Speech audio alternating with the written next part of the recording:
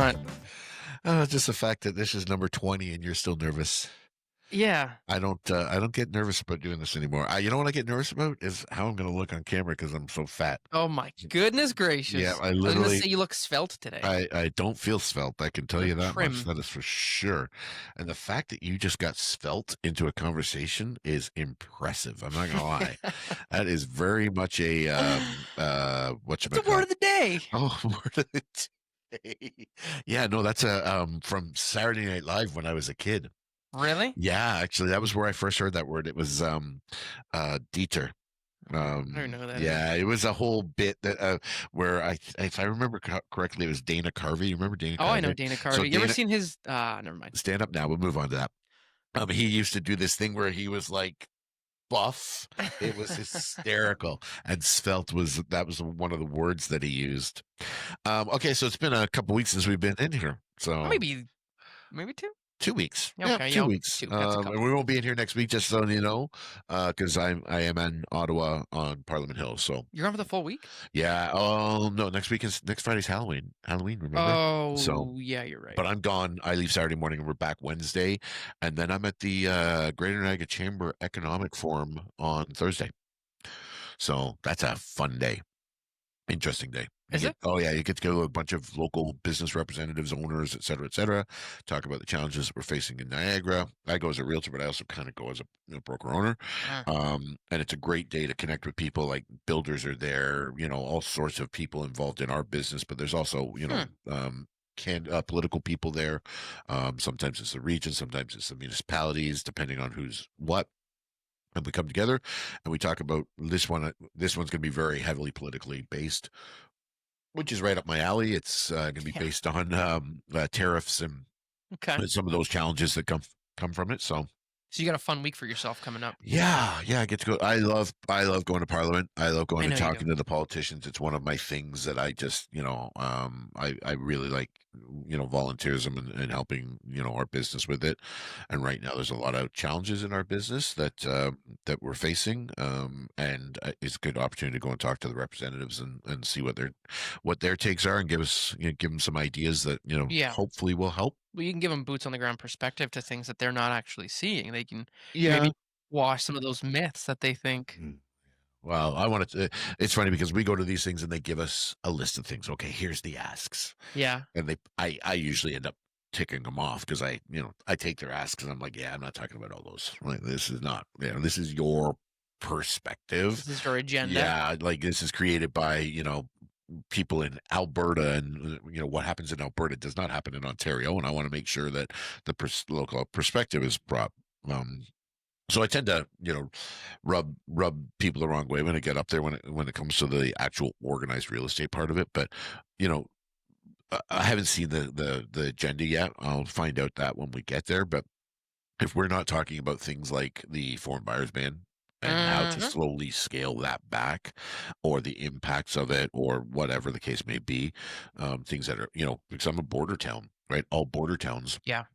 really have been impacted by this. So it'd be one of those things that I'll go up there and see. I got yelled at last year when I went to the Ontario version of this, and I refused to not talk about what was the important issue of the day. Who gave you So the organized real estate is run by three levels. Okay. Okay. Local, Mhm. which is the Niagara Association of Realtors, Mhm. who I go on behalf of, the Ontario Real Estate Association, which obviously is a provincial, and they deal with the Real In Estate Korea. Council of Ontario, and then CREA. Got you. CREA is usually a really much more broader, Mhm. thing because most housing initiatives come from the province, most regulations come from the province, etc. Okay. Right. That'll make sense. So AREA Mhm. has a lot of interaction with RICO. And I'm not the biggest fan of leadership at RICO. In fact, I'm on record. I called for the registrar to be removed 5 years ago because I firmly believe that, people in power should have to listen Mhm. as well as, make a final decision. But when you go in with an agenda, Mhm. you can't be an effective leader, right? Plain and simple. Your agendas have to be left at the door. The previous registrar had an agenda against AREA. Okay.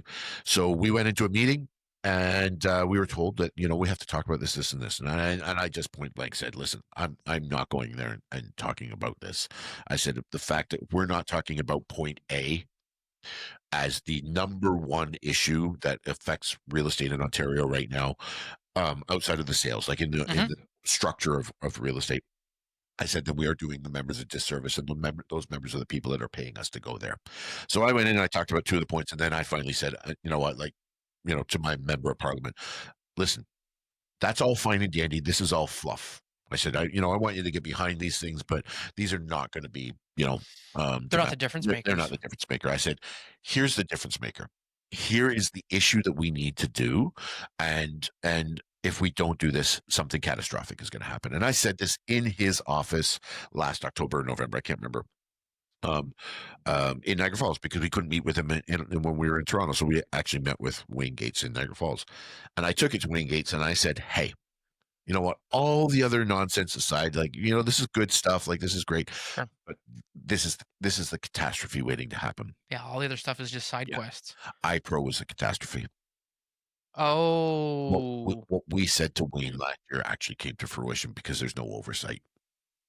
So we're in this mess of iPro and all of Mhm. the commissions and everything, related to that because the government, well, the registrar at the time kept blocking what needed to be done, and that was oversight of himself and the organization. And now we're in lawsuit world where there's going to be lawsuits. There's already heads rolling. There's going to be Mhm. more changes coming, et cetera, because nobody would listen to us. And so that, like when it's kind of satisfying to be right. But in this case, this is And one of those sometimes you're like, cases. "I was This is kinda hoping to be wrong." I wanted to be wrong. Yeah. I wanted to be, I didn't want this. Nobody wants this to happen. It affected one of our clients, right? So there's all sorts of things, but it really does go to the fact that you know we're boots on the ground. Yeah, you see it day to day. We You see see it the every issues that day. actually We come see the up, yeah. challenges. When we did when we helped rewrite and have input into the legislation that we work under now, we brought these things up and they were kind of ignored, and we got focused on stupid things, like Mhm. honest to God, stupid things. Yeah. Like I have to do a 13-page document called the Realtor Guide or Rico Guide, Information Guide. I have to explain that to a client before I can do anything with them. I'm a qualified broker of record that absolutely does not need to have a 13-page document explained to a client to understand what agency is and what things are in the business. But yet that was one of the crutches that we got hung up on when we were doing legislation. And the registrar said, no, you have to do this. And Interesting.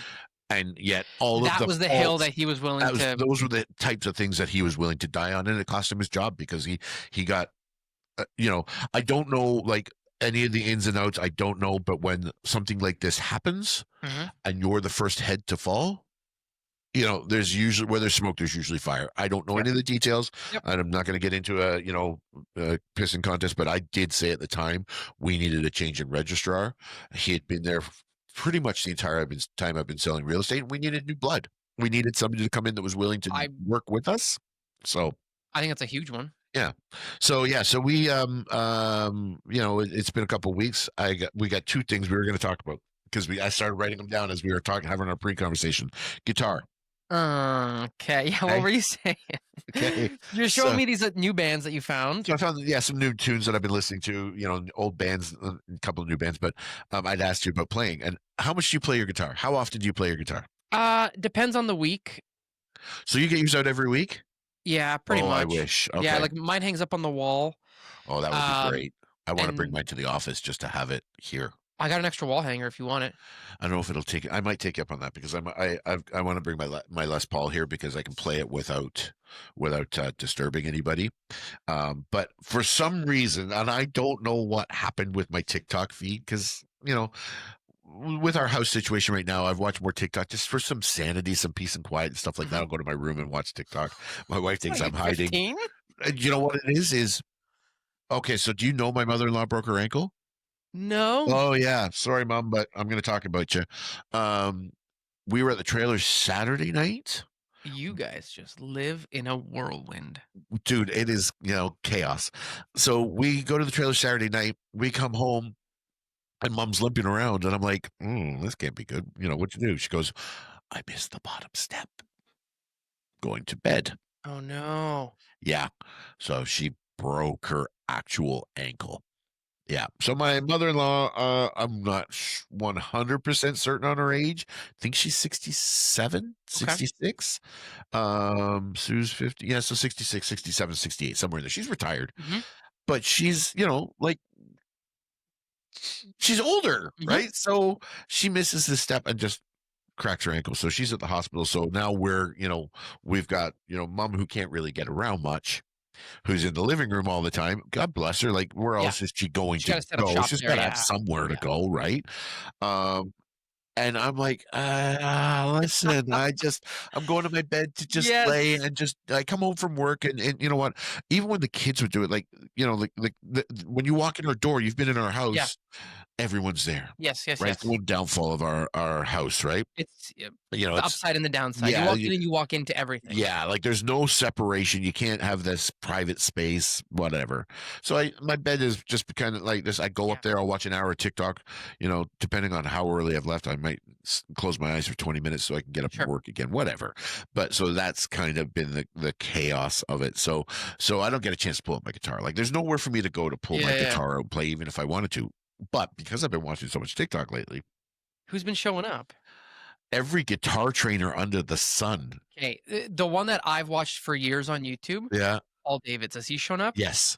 Yeah, I got about 10 guys that show up in my feed right I'm now. gonna guess Marty's the one with that little Uh, fedora? oh, I haven't seen him. I got a lot of He's a women. big one. I have a Really? lot of women showing up. But it got me thinking about, you know what, to pull my guitar, and then you said guitar earlier, but I actually have a year of training from Fender.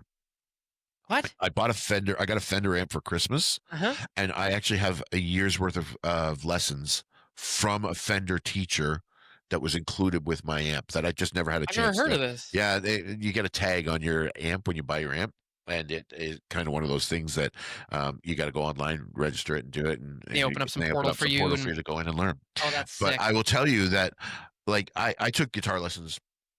I have a basic understanding of chords and all that stuff. Yeah. Rhythm is my biggest challenge, but watching these guys teach how to properly do and strumming patterns, because strumming was always my biggest challenge in keeping that rhythm.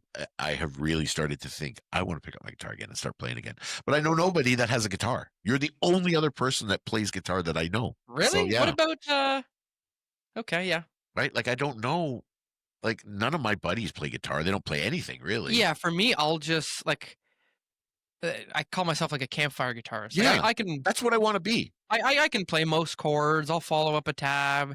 I can't play, like, any of these, like, lead riffs I used to play when you were, like, Yeah, in, like, 8th grade I trying to honestly play don't any, have like, an Iron interest Maiden in stuff. that. No. And even then, I wasn't very good. Like, I could play some of these riffs. Yeah. If you ask my siblings, they have PTSD from Crazy Train Oh, and all those riffs that I was yeah, learning. Um, but yeah, for me now, it's just like I hear a song, and I'm like, "Oh, shoot, I wanna." It's an earworm, it's in there. yeah, And the way it's been my entire life since 6th grade is when you get an earworm, you learn it. yeah. So, yeah, there's some Noah Kahan songs that I've learned, Oh, really? And some of that's the his beauty stuff. of the beauty of the TikTok guys is, and the training is, they'll tell you, "Here's the 4 chords that you need for this." And I say to myself, "I know those chords. Like, Yeah, you I do. can do those changes, no problem. Like, Yeah. there's nothing there." And it all comes down to the strumming, and you don't realize that So that's the part that you I really struggle with the strumming. I is keeping the rhythm Yeah, on your picking hand. yeah. This is easy for me. Like, I can change, Yeah, plus you got big mitts. uh, which is a detriment sometimes. Come on. When you go to do a D chord, because they're all Okay. tight down on the Okay. bottom, it's a little bit tougher. I actually cheat on my You D, use one finger one to finger on the bar. bar Yeah. and play the middle. But, realistically, like, if you know C, D, G, right, like, you could play a whack ton of Yeah, songs yeah. by changing the strumming, and that's what I have a hard time hearing it, right? Okay. So I have a hard time hearing the actual strumming pattern. So I'm playing the chords in the right, but it doesn't sound the same because I'm missing the strumming pattern. I'm missing the up and downs. So it's been one of those things that, and I wanted to talk to you because you're one of the only guys I know that actually, picks up a guitar and plays. Yeah, the acoustic hangs on the wall, and so I'll pick it up every now and then. Yeah. We'll play something. I'll play You only Wagon have an Wheel for the kid. acoustic? No, I have an acoustic and 2 electrics. Okay. So, What electrics you got? I got a Godin Okay, Freeway, yeah. that's a Canadian-made guitar, Yep. and then the first electric I had, it's like a semi-hollow Yamaha. It's a little bit bigger, it's got, like, a bit of Almost a like a wider neck. Gretsch? Kind of looks like that, but Yeah. it's thinner, it's a semi-hollow, and then I Okay. just use, like, a Marshall amp. Okay. And Yeah. then I have, a Boss Blues Driver distortion pedal, and I then an have no old. pedals. I only thing I have is my overdrive on my Fender. So, I have a story here. Um, I was in the school band, grade Geek. 7 and 8, Okay, what did you play? guitar. Oh, okay, fair. We had a cool band No, you because didn't. my buddy You played thought you had a drums. cool band. Listen, we were cool back then. Yep. Talent show, we did, Van Halen, "Ain't Talking About Love." Okay. Anyways, uh, the guy running the school band, the teacher, he was like a hippie. Okay. He taught us in grade 7, and he ran the school band. Teaching was like his 3rd career. He was like a musician, like the '70s, '80s, and Okay. then became a carpenter or something, and then became a teacher. Okay. So he he ends up gifting me a pedal. Alright. It was from the '70s. It was an Ibanez flanger. Oh, Really a I pair. love the sound of a flange. Okay, so it was also super rare. Okay. And this was in like 7th or 8th grade, and this is like I'm in like elbow deep into that world. And this is like an antique pedal. Yeah. And a buddy of mine is over one night. We're jamming, we're like hanging out playing, and he's kind of dancing. He's a little less coordinated than most people. Drops this thing, No. broke it. Oh. We looked it up on eBay. It was like $1,300. So I don't have that anymore. Yeah. But the only other one I have is I don't know if you ever saw these back in the day. They're called Digitech Oh, pedals. I know exactly what you're talking about. You do? Yeah, where you can put multiple effects on the same pedal. Yep. Exactly. So I And have you one got a of wah-wah. those. There's a wah on the Yeah. side of it. So that's how I ended up with it. 'Cause I was going to buy a wah, Yeah. and then I was at Austin X. Oh, Walter. Shout Exactly. out. And they were like, That's not Austin X anymore, is no, it? it's It's, Long and yeah, Long and McQuaid. McQuaid. Yeah. Um, and then they were like, just get this. It's like 8 pedals in one or whatever it is, Yeah. 9. They're like, you're gonna spend so much on pedals because They're expensive. the wall was gonna be like 150, and I Yeah. think this one was like, Pedals now are like 180, 200, 250 for one thing, where yeah, you can and spend $400 and get a Digitech or whatever whatever it the case was. may Yeah, be. so Yeah. I have that, but I haven't plugged them in. Like I just plugged my electric in. Oh, Well, I in love in the last year, I plugged it in again, and then the other day, I had the girls downstairs in my office, and I was like, "Hey, have you ever heard my electric guitar?" And they're like, "No." They're like, "We've only heard the one upstairs." So we plugged it in, and I showed them, and So it was fun. I have a Fender acoustic, Yeah, which I love. I just love the sound of my Fender. But I when I was taking lessons, I was finding it was much more difficult to learn on acoustic, right? Because people 100%. understand how much the callus you get on your fingers and how much pressure you got to put to get that sound right. So I bought myself a Les Paul. I was like, you know what? I've wanted a Les Paul my entire life. I went and got my Les Paul. Like just a dream to play it, right? And then I was like, I got this little piss ass amp and Mhm. yada yada yada. So Susie How went out big and is your bought. amp? 100 watts? Yeah, I think I got Pretty so big. I have two. So I have an acoustic amp, Yeah. a Fender acoustic amp, which is the sound is just it's so different. Mhm. And then I think I got a 75 watt acoustic and a 100 watt. Like I my left amp's it. only 30 watts. It's still. Yeah, mine. So my cabinet's like for those you can't. Yeah, that's It's a huge. decent sized cabinet. Um, so I haven't had a chance to pull it out, but I used to have a Yamaha solid um, um, Telecaster style Okay. guitar, and it was made of basswood. It was so beautiful. I was so Why'd you get rid of it? because I was so broke, I had to pawn it. Fair. I So look back on it now, and one of I don't regret a lot of things. yep. That was one of my regrets is getting rid of that configuration because I loved it. I'm not a like I don't own a lot of things. Yeah, That's always been my like I just don't own things. yeah. I own way too much My crap. brother used to laugh because he'd be like, "Dude, if you had to pack up your life," he goes, "you would pack up your guitars and 5 t-shirts." I refuse to get rid of my guitars. I think they're I think they are such a nice Peace. piece. Like to me, they look like they're art. Yep. And It's funny because so I have two more guitars that I want to buy because I want to have all four. I used to have a Telecaster.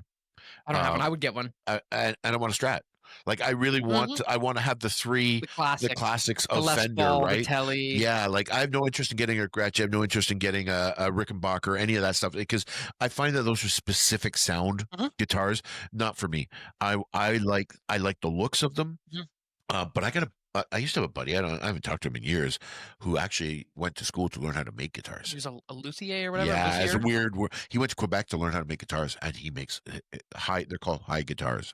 Hmm. They are gorgeous. I don't know if he's even know if he's still doing it, but they're just gorgeous. So I would like to get my two, Tele and Strat, but I would also like to have one made for me to the colors that I want, to the Mhm. What sound that color I would you get want. on your Tele and your Strat? I love so my Les Paul's almost like a deep rich mahogany. Okay. I would really love the traditional Sunburst? sunburst. Yeah. Like to me, it's that. But I really want a blue guitar. I want to get a blue. Get it in your Strat. Yeah, maybe. I don't know. I haven't found one that I really like. Get it Um, in this shade. that's what I want. I want Coldwood Banker Blue. I really. It's as cheesy as it is. Uh-huh. To me, that is one of those things. I wanted one, the Strat's not my favorite look, but there was one recently that I saw. It was from a band, Blink-182. One of the guitarists there has a he released a Tom DeLonge version, and it's like turquoise. I'm trying to look for a color somewhere in here, but it's like a turquoise, similar almost to the blue you have, but more like Little royal, more royal. no, like beachy, Oh, okay, like okay. A little lighter. little lighter, Yep, yeah. And yep. he's changed some pickups and stuff, and I was like, "Oh, I kind of like that." Have you seen the new guitars that come out there's no strings? Yeah, but like you can like actually press things You here. push and you don't have to worry about the So pressure, I but you have saw strings a on you guy have talk strumming about that strings. on a YouTube short. Okay. He goes, "When I'm practicing, I use this because I can practice fingering, um, the shapes and stuff, and I don't have to worry about, Yeah. like, being tired from anything or whatever." Yeah. So I saw one of those and it comes apart into two pieces. The Mm, neck slides out. It goes in a box about this big and you that carry is it around with it. sick. And it sounds pretty decent because you can get 9 sounds out of it. So you're thinking you're gonna start taking these lessons? I don't know. Yeah, I'm going to take the Fender lessons once we get into the winter months. I'm going to start taking the Fenders again. But I literally have followed about You 40 just gotta coaches on put it. it on like, the biggest thing is I needed one out, Yeah, and mine are all tucked in the basement right yeah, now. which is the Right. problem. Yeah. So you gotta put them out, whether you put them on a guitar stand or you put them on the Yeah. wall. I also have a 3/4 Fender, a pink one that I Oh, bought for Jordan that she won't play anymore. So I bought her this, and she's like, "Yeah, I don't know." So I have this little 3/4 pink Fender those are Tele cool. or Strat rather. Yeah, Yeah, those are cool. That's what I got for my acoustic. I got like a size 0 Martin, yeah, which is like smaller, like it's easy to pack away. yep, yep, Like the obviously the sound's not as like deep yeah. You and don't get rich. the richness. Yeah. But like it's your trade-off. Okay, so the second thing that I wrote down on our thing for today is I did some training the last couple days. I did some tech training for people that want to learn how to do some marketing and stuff using Okay. some of the new tech that we've brought out. So two things from that training yesterday. Have you tried ChatGPT search engine yet? Atlas. No, but Oh, I got an email from somebody about this yesterday. download it, put it on your computer. It's a game changer. The email said ChatGPT just killed Google. I don't know if they kill it because it has a different kind of purpose. So, story yesterday, we're in the Santa Claus parade in Port Dover. Uh-huh. And one of the things that they asked for was the size of the float. And I'm like, well, okay, I know my trailer's 16 feet. I know my tongue's four or 5 feet. So I'm about 20 foot for the trailer. I have no idea how long my truck is. Not a clue. Ooh. Okay. So, and I'm here, right? Uh-huh. So I'm like, I punch it into Google. How long is a Ford F-150? It takes me to a Ford site where you got to dig and click through, yada Yeah. yada yada, It to probably get doesn't to even the give you specs page. measurements. No, it does. You can get through the specs of to Okay. an F-150, but you don't really get to the root of the answer to the question you ask him. Yeah. So I put Atlas on my computer, and I downloaded it. Is it a separate search engine Yeah, or does it operate out of the it ChatGPT kind of website? works out. So the results go into your chat, so that you can pull that information. Because what it's doing is it's learning what you're learning, right? So Mm. that Oh, it's information is learning what you're going in. searching. I Yeah. got you. Okay. Okay. So it says, I said, what's the length of a Ford F-150? Mhm. Yeah, I Did don't they even ask about remember. the cab size too? It listed them all. Here's the options, yada yada yada. My truck didn't show up, so I said, "No, I have a super cab with a short box, Uh-huh. a 5.5 foot." And then it gave me a couple more options. It wasn't there, so I finally said, "I have a Ford F-150 XLT Sport. Uh-huh. I have the exact dimensions of every feature of that truck." and it listed it all there, and I didn't have to go digging. It Interesting. was so specific Uh-huh, to what I wanted uh-huh. instead of But you me. had to get specific too. I had to get, and that part of learning chat. One thing is, and I Yeah. said this to my kids last night, is you have to the way you ask questions. Sometimes you've got to ask 2 or 3 times Yeah. just so that it really get to what you Mhm. want. But that program was wowzers, like really, really good. But the reason that I brought that up is training, and just so you know, I we were doing some tech training, and one of the things was we have this ability to do a QR code and send out links to our pages via text. So 'Kay. you can put a QR code up here. You highlight that QR code, it pops up and says, "Hit send to receive the information you're looking for." It sends it, and it sends back a web page. 'Kay. Okay. So I tested it with our podcast. That was the web page that I grabbed the copy code from it and I sent it out. There's 6 people in the room. They all looked at me like, "You got a podcast?" And I was like, "Yeah." They said, "Well, why haven't you been advertising?" And I said, "Well, because we agreed that we would get 20 in the can before Uh-huh. we started to really promote it." And they said, how far are you?" I said, "Well, tomorrow's 20." So we have now got to record something Launch this. on face that we can put out on Facebook and all that stuff and say, "Hey, you know what? Here's 2 jackasses doing, Yeah. what we really, really love doing, which is this." And Well, I never really thought I'd love this as much as I dude, do. I told you today, like, I needed a win this week, Yep. and, this perked up my day. We spent, like, 40 minutes talking before we even jumped on here, and Yeah. there was a couple times I told you to be quiet because I was asking you questions, and I was like, "No, wait, I wanna ask that later." Yeah. Um, What questions did you remember what they were? no, no, I No. definitely don't. Yeah, because we talk and don't shut up. Okay, so We did have a direction today. we do have a direction today, and I actually talked to you about this actually a couple days ago. Funny thing is, I talked to you about it a couple days ago. Neither one of us came in with anything Yeah, to but talk about. Half the fun is the how the conversation goes. yeah. So I said to you, I said, like let's talk about 5 myths in Oh, each of yeah. our I businesses. have. You have five. I've got a couple, and I'm sure mine will come. Well, here's the problem with you. You're looking at this at 2 different hats, and I think you need to answer this as a realtor. Okay, you have an answer as a realtor. Okay, so And we've if you wanna sprinkle this. 1 or 2 little broker owner myths Sure. in there. Okay. So let's you want to go first? You got more. You go first. I got a full You 5 got here. full five. I got Yeah, I three got a here. full 5 Okay. here, and these were pretty easy to come up with. Okay. So we Um, have 30 minutes. So keep that in mind. Okay. 30 minutes. alright, so here's the first one. All right. Um, it's a myth that, like, I looked at it as myths or, like, things that you might not realize, Yeah.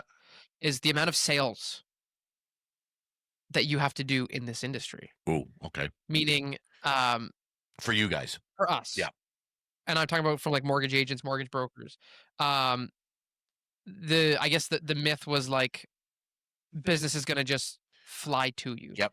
and the reality is the amount of day-to-day sales that you are actually doing is tremendous. Like, it is, I don't know, man, 85, 90% of what you need to be doing Okay. day to day. Yep.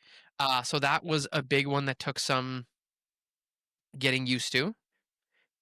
Well, and Like, because you guys don't make, you know, there's a bit of a confusion about how mortgage agents get paid, right? yeah, Like they think you get paid on people think you get paid on the value of the house when yeah, you yep, don't. So if somebody buys a house for 500 hmm and puts down 250,000, you're only getting paid on 250,000. hmm Right. So there's that. And there's obviously the between realtors and mortgage agents, which I really, this is still a crux for me. You guys don't get paid enough for what you do, anywhere near enough in the broker network. It has always been my complaint, the amount of work that you have to do on files, yeah, the amount of hours that you put in. yep, The banks are making 100% back on the value that they lend out over the time of the mortgage, yeah. We talked about and that. they're giving you 1%. That to me is just Yeah, and and that's that's when that's a root problem to the industry. yeah, and 1% is like a rule of thumb, but Yeah, I mean, in a lot of cases, it's not even it's not 1%, even 1%. Yeah. right? There's lenders on a refi, 75 if you're lucky, If you're right? lucky, there's Yep. certain ones that'll pay you more, but that was a big one is learning, like, the myth was there it's just they'll come to you, Yeah. and, the reality is you've got to hunt for the Yeah, business. you gotta go find it. Um, Do you wanna go or do you want me to Sure, keep going? I'll give you one. I got into this business thinking that I would be able to set my own hours. I Ah, really, good one. like at the end of the day, you Yeah. think that you know what I work for myself. Oh man, you don't work for yourself at all. It's actually two in one, right? Like you're not working for yourself ever, ever, ever, ever. You are all if you're working, you're working for somebody else. A couple weeks ago, we're watching Survivor. It's like 8:30 and the client just sends a message like, "Can you call me?" Period. Oh boy. "You bet I can call you." Yep. I jumped on, it was a 40-minute conversation. Yep. This did not need to be. Today. Yeah. It did not need to be today. But to them at that Yep. time, that's the only thing that they're focused on. And I think consumers lose a bit of lost sight of that. Like if you've got multiple clients and you got 5, Mhm. 10, 12, whatever clients you've got going on, you are a portion of the focus. Right. But where really, really good realtors step out is and set themselves apart is when you're my focus, you've got me, right? Yep. Like you've got every piece of me, but understand that you know what? I have other clients that I have to treat the same way when they pick up the phone. Right. That's the same with broker record, right? Like sometimes I'll get that phone call from an agent. Mhm. I'll be on the phone and an agent will call and I can't take that call because I've got that agent in Yeah. front of me for You're that trying to in be that time, respectful. right? So that's yeah. So yeah, realistically, setting my own hours and being and Mhm. having control of my schedule, you can only control so much. Yeah, that's a good one. My second one is I really expected my day to day to look more how an underwriter looks, which Okay. ties into the first one, which Yes. is the thought was that files just get funneled in. You sort of look at them, review the things, and you do your sort of adjudication, and you're like, yeah, you're good to go, and you just pump this through. Yeah. I really thought which is really more of what an underwriter does at like the lender side, Right. and so that was a bit of a misconception. Again, thinking all you do is you sit there and you look at files, Yeah. whereas the reality is you're really spending most time on sales and marketing Yeah. And it's no. or talking to clients about stuff. It's funny because on our side, and when I do training, I talk about 50% of your time should be lead generation. Right? And no very few people Yeah. legitimately get to 50% of your time being lead gen, Hmm. right? Especially in a market.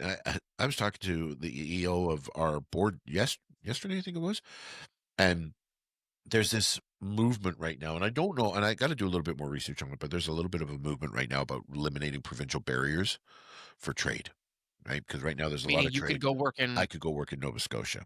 Okay. And I just said, I Okay. said, I'm not 100% sure why government is, pushing this mindset of you don't have to go to Alberta or Nova Scotia to get registered. You can still have the ability to trade if you're registered in one province. And I said, it just doesn't make any sense to me. Yeah, I feel like every other professional organization requires you to be registered provincially. Yeah, they do, but you don't have to do like, and the EO brought up a very valid point for a doctor.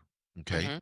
The human body is the same in Alberta as it is in Nova Scotia, as it is in BC. When you're a doctor, you're working on people.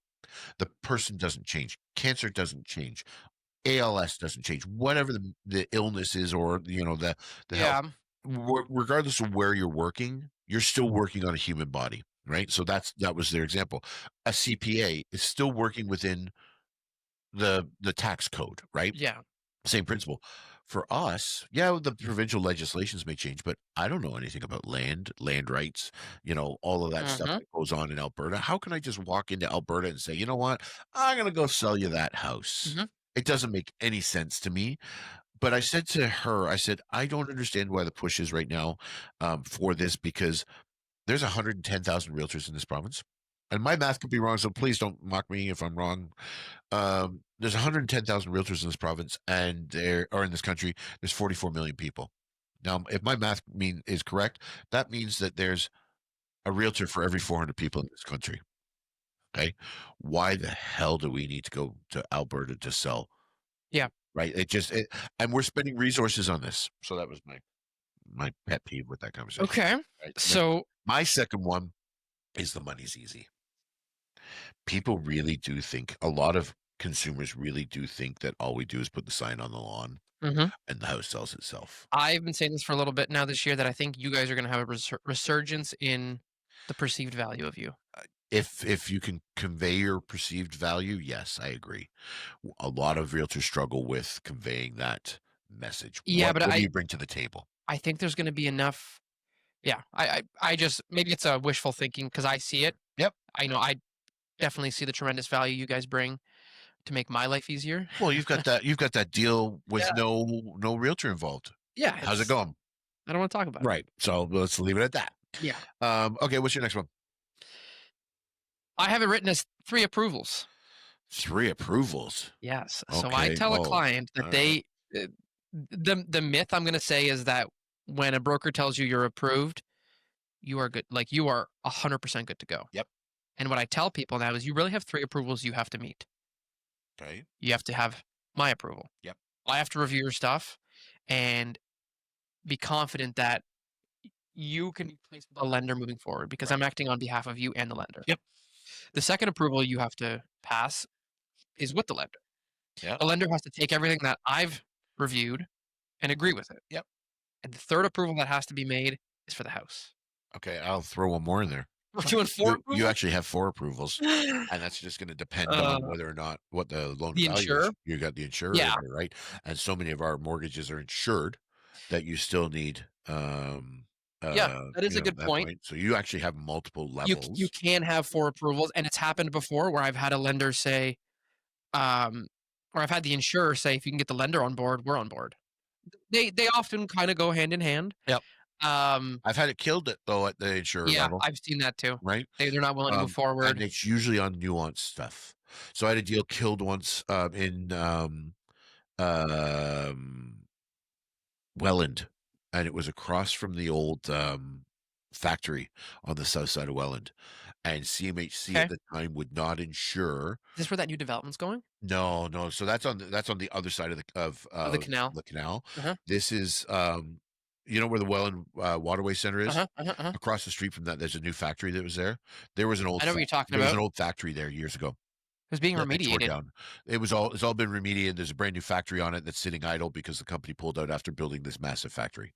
Oh, yeah, That's where that's at? yeah, yeah, they haven't opened it. It's still sitting there. Brand new building, probably worth a couple 100,000,000, $100,000,000 if I had to guess, between land remediation and Uh-huh. whatever. So I had an offer on a place across the street, Uh-huh, uh-huh, uh-huh. and CMHC at the time would not insure within a certain distance of industrial land. Interesting. And so we lost the deal. Yeah. But it's that kind of nuanced stuff that usually I find that, that It's come a up. bit of a one-off or whatnot. Yeah, but it does happen. But so okay, so on the flip side for you guys, for us, we have way more than that, right? So for us, I'll give you a perfect example. You had to one-up me, didn't you? No, it's not about one upping you. It's just about like the perception is we have one of our approvals is you guys, Yeah. right? So we have, but ultimately, Yeah. before I even get through the door, like or to the offer point is perfect example, first time homebuyers. Mhm. Okay. Who's the first person they got to get approval from? Us. Mom and dad. First-time home buyers. Oh yeah. I can't tell you how many times mom and dad have a say Oh, in the okay, yeah. purchase price. So one of the things That's an interesting one of one. the things I was taught as a new realtor is get everybody in the car. Uh-huh, I don't put people in my car, but back in the day they uh-huh. did. Who's going to have input Mhm. on this house? I can't tell you how many deals over the years I've had killed by dad. It's always dad. Right? And it's always in fairness, it is always dad. Yeah. Moms, sorry, you don't really do this. You know, are you gonna be okay? That's mom, right? Like, Yeah. are you sure? And dad's like, oh no, no, no, no. It's so good that You need the 5-year fixed. well, here's the thing. Remax got so fed up with it, they actually did an ad campaign about dads killing deals. Really? About trust your realtor. They know more than dad, basically, is what it came out to. Oh yeah. So it was a really interesting ad campaign. But so we got mom and dad, Mhm, we got the lender, mhm. and we got the home inspector, Insurance. insurance, That's one, okay, that we talked about right? today. You got insurance coming Yeah, in that can cause a problem. And then if you're doing a condo, you got a lawyer because condo docs have got to be approved. yeah. And then if you got to throw All the mortgage insurance, certificates and yeah. CMHC are in there, we could be at 6 or 7. And depending on the property, we could have a well approval. We could have Yep, municipal approval for septic. zonings. Like the Yep. amount of approvals that, and the amount of To be fair, knowledge. some of those also apply to us Yes. on the lending side. Yeah. Um, But usually by the time it gets to you, we've dealt with it. It should be, but sometimes the lender says we need this, that, but Yeah. I would say that that's the amount of things that have to fall into place Yes. in a transaction. And that's just on one side. Yeah. Now throw Sale of a sale property. of property in and they're going to purchase, and it Mhm. becomes even more complicated. Right. So it is kind of funny that, like we think that we control it and we literally are the people that, you know, we're facilitators really in a lot of cases once we get to that point. Once we get an offer, we become a facilitator of information. Yeah, I actually think that's a And it really good way because even on our side, we collect everything. We think it looks good. This should work. We send it to a lender, and then we're this intermediary between. Hey, this is what your favorite bank wants, yeah. and then they say we don't want to give them that, and I say you're borrowing $500,000. You should probably just give them whatever they want. Yeah. There was a conversation actually in one of our Facebook groups the other day, and I can't remember which one it was, but they were talking about that exact scenario, and people were complaining about the most amount of paper that they had to do from when I first started in this business, it was 4 sheets and this and that, Hmm. and the person came back and said, when you first started in this business, the average house price was $89,000, and now your average house price in your market's 900. Yeah, What do you think people are going to do? They're going to want more information in yeah, a world where misinformation it runs rampant. I like if I was a lender lending out that kind of money and I didn't know the client and I had no history with the client, I would be asking for the sun, the moon, and your children, right? Like it's it just there's so much fraud out there. that's the big one. Right. I sat in on a seminar, meeting with Fintrack.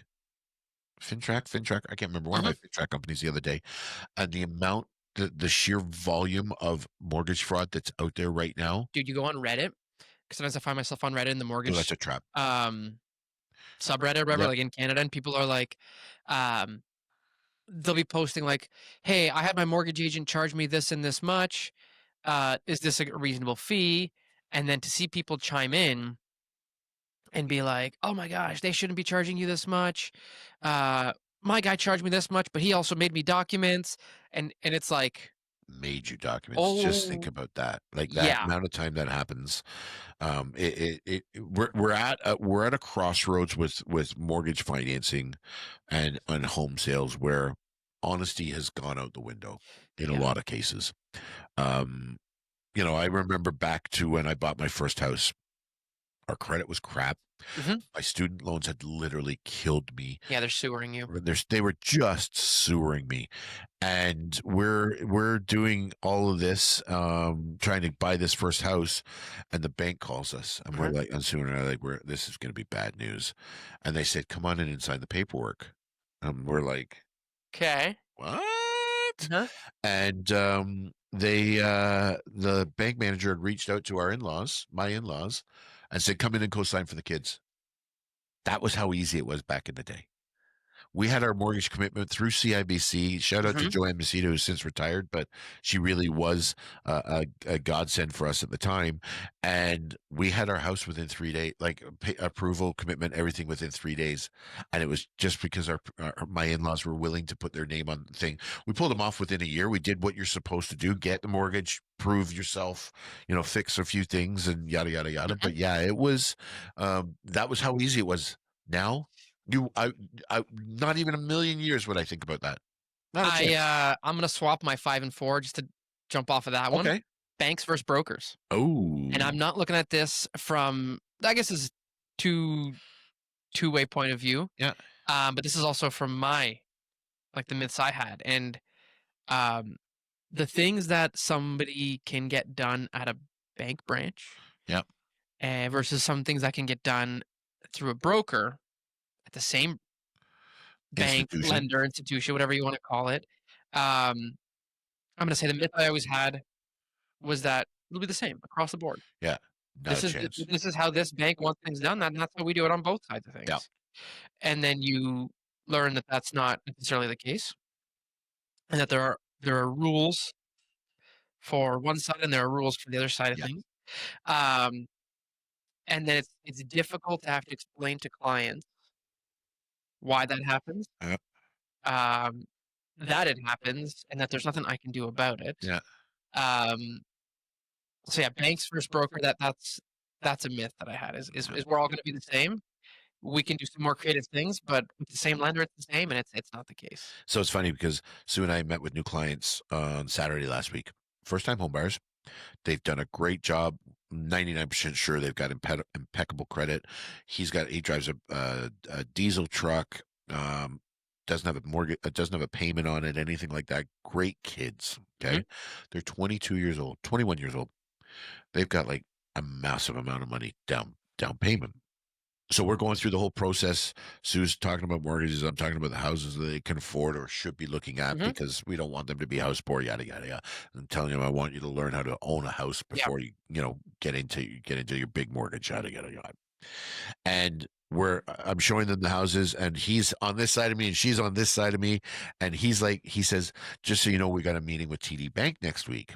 And I could just I didn't even need to see it. I could feel my wife's stare in the back of my head. Um, and she leans over and goes, "I don't want to go to the bank next week." I'm like, "Why not?" She goes, "We don't know these people." And I was like, "Oh." So we went through it, and I actually hit on the point that you guys are probably one of the most qualified first time home buyers at your age that I've ever dealt with. And so I started talking about, what Sue's services and everything that comes with it. And he looks at me and goes, "So is there any point in going to this bank meeting next week?" I said, 100% not. I said, "You know what? They may be a little bit more lenient, but they will ram their product down your throat because it's the only thing they've got." Mhm. I said, "That's not in your best interest by any stretch of the imagination. If you were a challenge client and you didn't have all of the, things that you have going for you, maybe it might be worth a conversation with the bank. But you guys have the pick of the litter. Yeah, I I feel like it's you guys do not need to go to a branch to be sold products that don't necessarily fit your interests." yeah, from that point of view, I will say I think a lot of people are starting to take that viewpoint Yeah. and say, like, "Listen, I wanna trust you." I feel like there's this weird shift that was I talking with you about it? That people aren't necessarily, like, into banks anymore No, or, I like, think branches, like I think public profit being shared with banks over the years is really starting to turn people off. The fact that banks now are starting to pull back on things like tellers.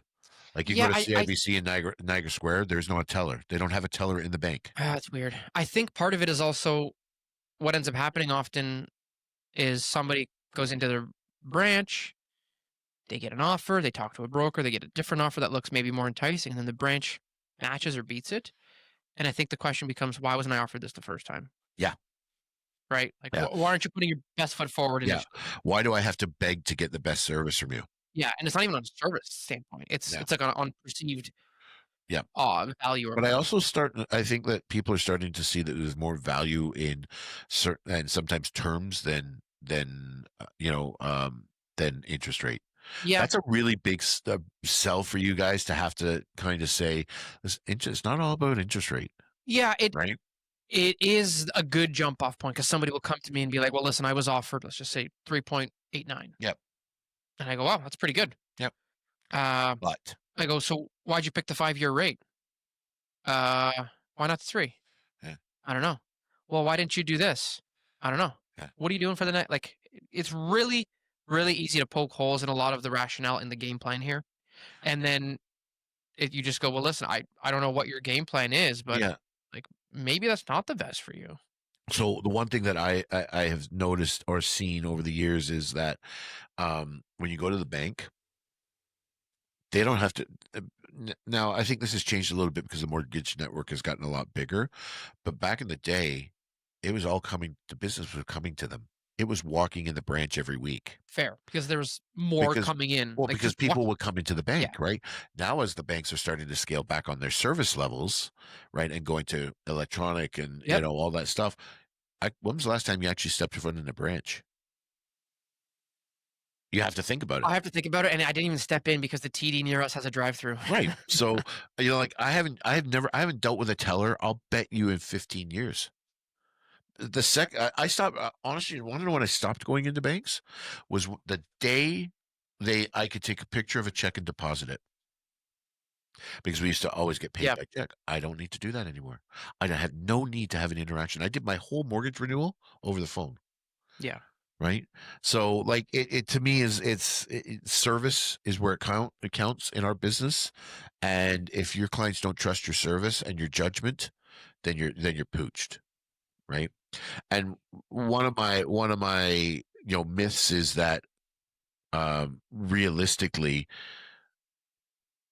our business changes so fast it's very difficult to keep up with it. It's very difficult for a true professional realtor to stay on top of everything. And consumers think that because they think what we do in a lot of cases is easy, Mhm. they don't understand the underlying amount of work that goes into the sale of their house, the knowledge, the experience, everything that comes with it. People really do think our job is easy.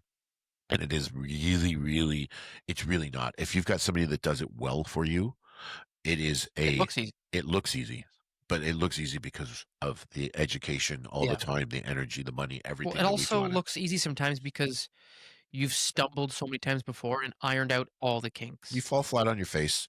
all the Listen, time. I can't tell you how many times I've said to a client, "Here's what your house is worth," and they say to me, "You know what? Okay, we'll list at your price, yada yada yada," and then we get more, and then you're like, "Oh, you know what? Like, I'm pleasantly I'm surprised. happy for you, Yeah. but that's not what the numbers say. Right buyer, right time, right circumstances, Yeah. everything else that comes with it.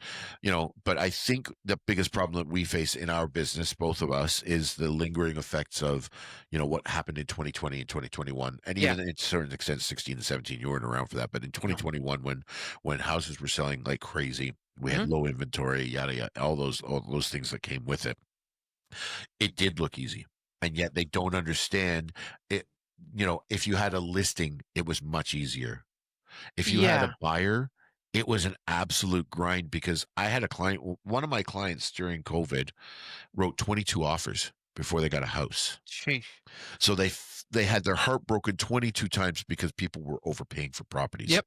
No matter how much we counseled them and said, "You're paying too much for this house," people would say, "I have to have this house." So, oddly enough, I was talking to somebody the other day who didn't beginning of this conversation, they didn't know I was a mortgage agent. Right. I'm talking to him, somebody I had just kinda met, and, he's talking about houses and how, like, they're renting right now, they got a really cool spot, and, he's talking about how eventually they wanna buy. I was like, "Oh, cool," and he goes, "Yeah, but I'm everything I'm kinda seeing is I think things are gonna come down more." He's like, "I really think things are gonna come down more or, like, kinda stabilize," They're and stabilized and I folks. was like, "Okay." Um, so, like, let me just play, like, devil's advocate here. I go, "What kinda makes you think that?" And he's like, giving his reasons for that. And I was like, "Okay." And I was like, "Don't you like, I don't really know, but I don't think they're gonna come down anymore." I go, Yeah. "It's kind of a a guess in some instances," but Yeah. I was like, "You're kind of in, like, one of the best positions you can be in." Yeah.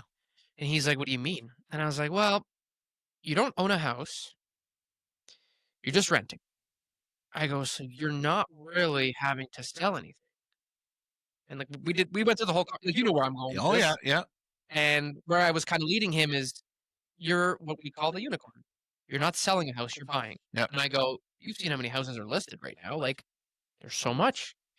I was like, "Wouldn't you wanna come in and be able to" not specifically have a bully offer, but say, "Listen, this is what I'm willing to pay max on this house. Yep, You can be a little more strict with what you're paying." yep, And he was like, "Huh, I never thought of that." yeah, And then we whatever, topic change, blah, blah, blah, and then later he found out that I was a mortgage agent. He was like, "Oh, so what you were saying wasn't really just, like, guessing, guessing?" I was like, "No, I was just kind of, you know, seeing what seeing where it would go. I was seeing where it would go. I was playing a little devil's advocate to see how you would view the opinions of it." He goes, "Well, I think you're right."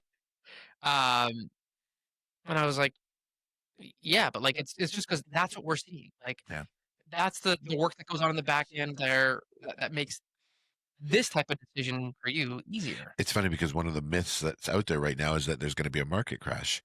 If you read any of the top the market's already crashed, guys. Like Yeah, like, CIBC the tipped CIB back last Tal week and Tal said came is that out. what it is? Yeah, Tal Tal? came out and said, "We like, the market has crashed." Like, Yeah, we're there, guys. Like, like, when people think the market's gonna crash, right? So the average price in Niagara, right, whatever it is right now, Off the top of my head, I don't have. It's probably hovering around 650.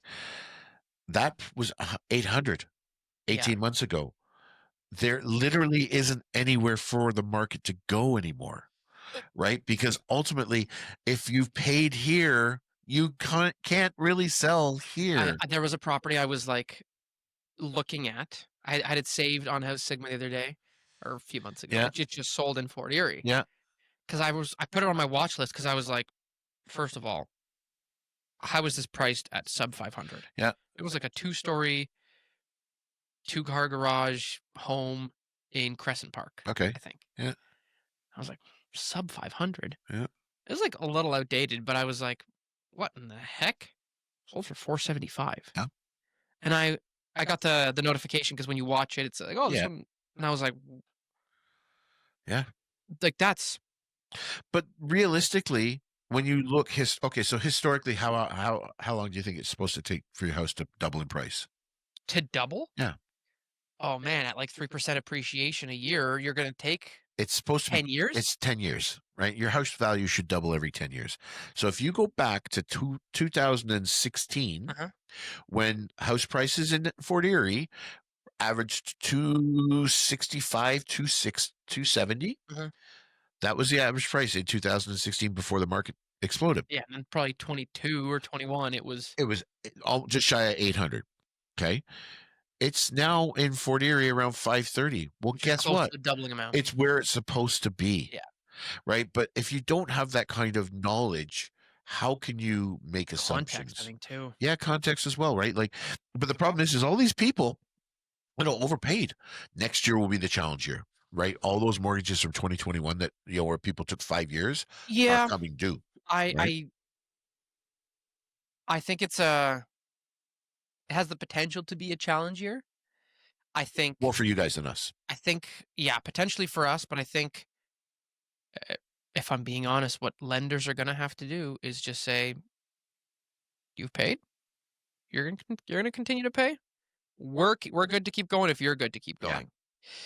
Because if somebody has to move their mortgage, it's gonna be a disaster. People yeah. are gonna be underwater. This is where the difference between us and the States is huge.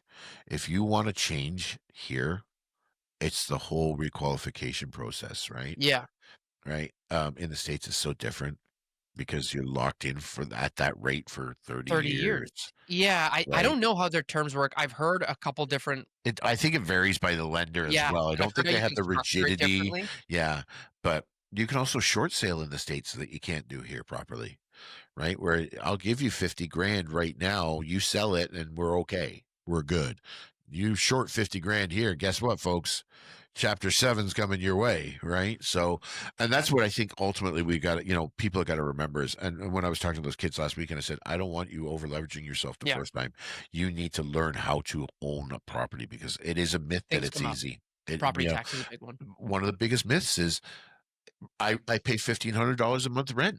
Mhm. I can afford $1,500 a month mortgage. Yep, until the roof leaks, Yeah, until your water bill comes and then, right? okay, one more for me. Okay, I got one more too. Policy expectations versus reality. Yep. Okay. Okay, I had one spin on it, and I just thought of a second one. Okay. So the initial spin I have is the myth from my point of view. Once you're licensed and you're learning lender policies, or a lender comes to give you a presentation and they tell you, "We do this, this, this, and this, and this." Yep. And then you go, "Perfect, I have somebody that fits this bill." You go to submit and they go, "Oh, your client's name is Matt with 2 T's? We only do Matt with 1 T." And what I'm getting at is, it they give you this fancy presentation and say, "We're willing to do it," and then they go, "Yeah, not really." Yeah. So, that happens That's funny all the because we have similar things on our side, right? Where I'm going to do this, this, this, and this, and this, and I'm going to get it out in front of this many people, and it should do this and this, and then a monkey wrench gets thrown into it, and things are beyond your control. And I think what the consumer needs to understand is we're facilitators. right. Right? We don't set I don't set government policy. I don't set monetary policy. I don't set lenders' expectations. I don't set insurance rates. The I lender expectations one is a big one that and it doesn't insurance get is getting factored in. bigger as well. Insurance is becoming more challenging as So, because of the pricing of it. the other side of this, policy expectations versus reality that we encountered this year, early in the year, was when the policy came out. Hey, we're going to do 90% loan to value refis as long as you're increasing density. Remember that one? Where it's like you can add a basement rental, a garden suite, a lane, whatever you want to call them, carriage houses.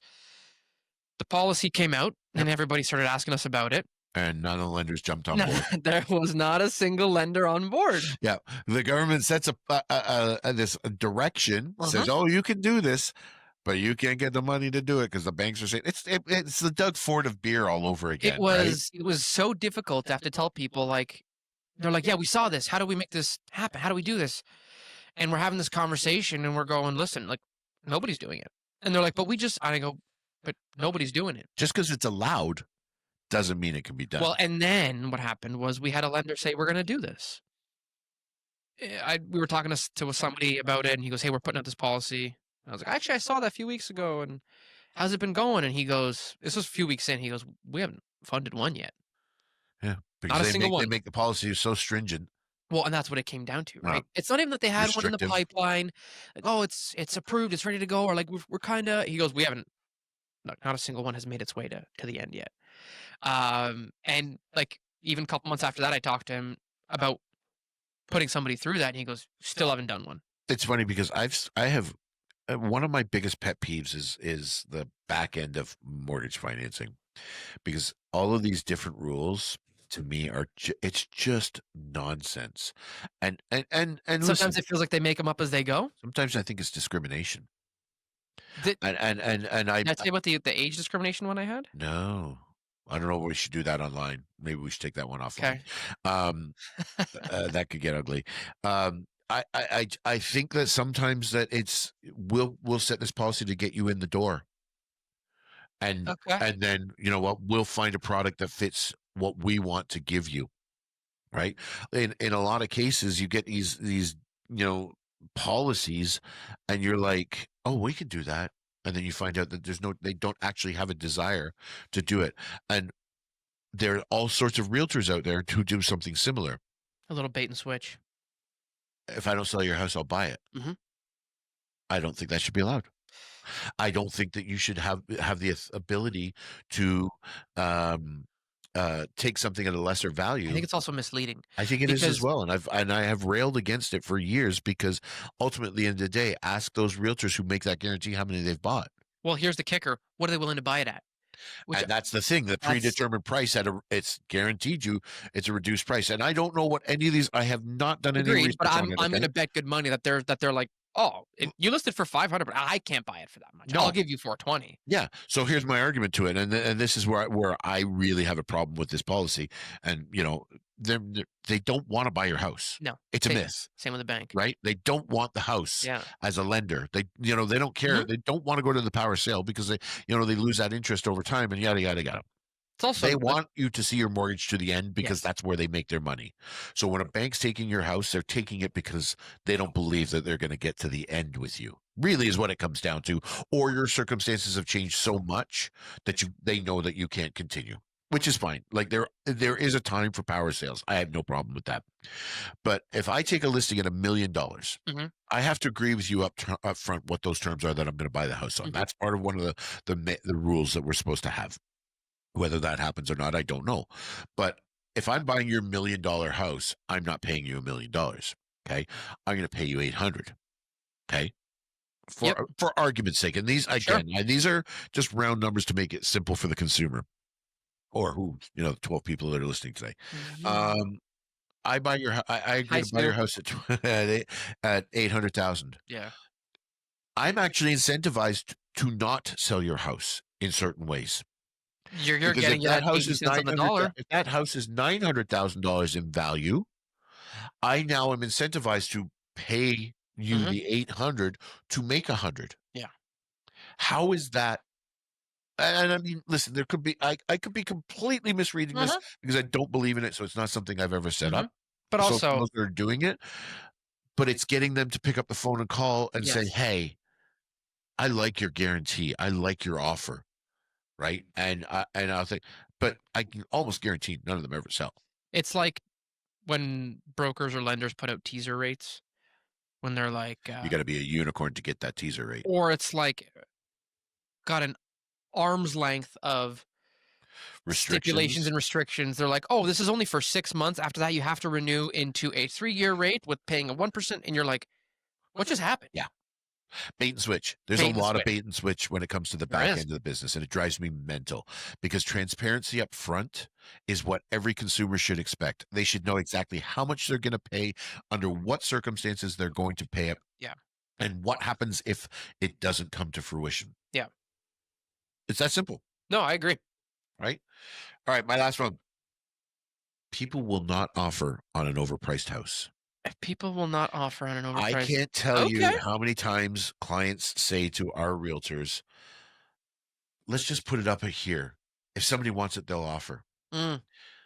No, they won't. It won't even show up in your search. It won't show up in the search, Yeah. or they're gonna look at it and go, "You're out to lunch on your price." Mhm. And again, this it does happen. Like, I'm talking norms, I'm not talking specific Yeah, cases. you're talking I'm averages. talking law of averages here. Yeah. But ultimately, at the end of the day, if you're $100,000 overpriced, Uh-huh. the consumer on the other side says they're not willing to negotiate. They're not even realistic with their They're not price to begin exactly. with. You're like, "We're so far between each other that if I offer you what I think this is worth, Yep. you're gonna think this is an insult." Yep.